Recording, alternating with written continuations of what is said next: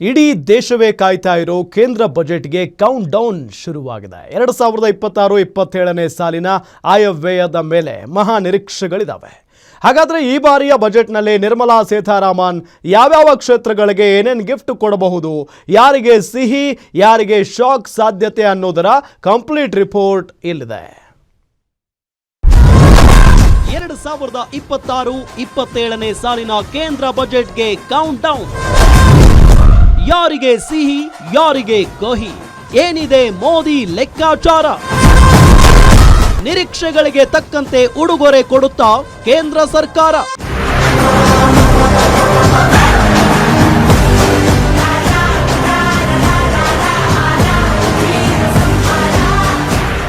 ಬಹುನಿರೀಕ್ಷಿತ 2026-27ನೇ ಸಾಲಿನ ಕೇಂದ್ರ ಬಜೆಟ್ಗೆ ಕೌಂಟ್ ಡೌನ್ ಶುರುವಾಗಿದೆ.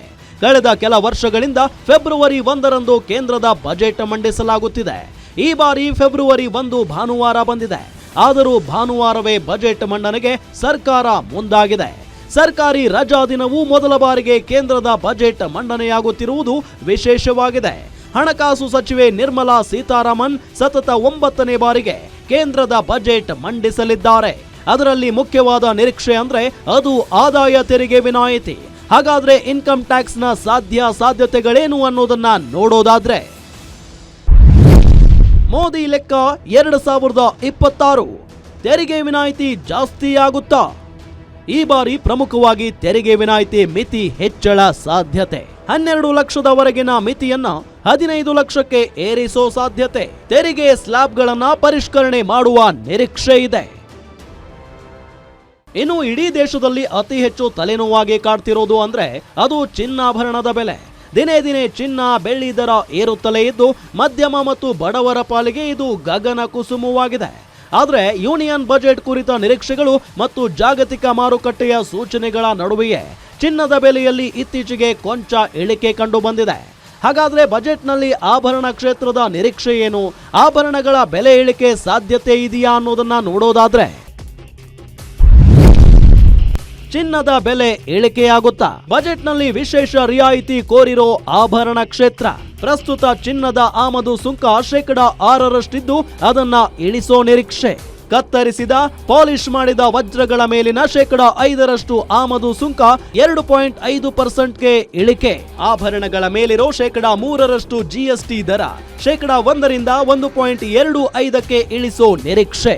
ಆಮದು ಸುಂಕ ಮತ್ತು GST ಕಡಿಮೆ ಮಾಡಿದ್ರೆ ಚಿನ್ನದ ದರ ಕುಸಿಯೋ ಸಾಧ್ಯತೆ.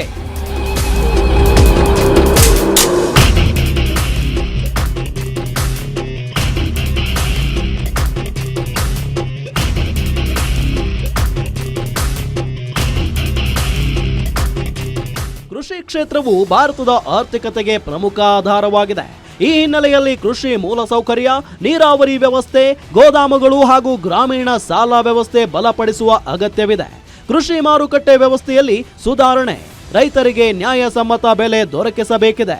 PM ಕಿಸಾನ್ ಸೇರಿದಂತೆ ರೈತಪರ ಯೋಜನೆಗಳಿಗೆ ಹೆಚ್ಚಿನ ಅನುದಾನ ನೀಡಬೇಕು ಎಂಬ ಒತ್ತಾಯ ಕೇಳಿ ಬರುತ್ತಿದೆ.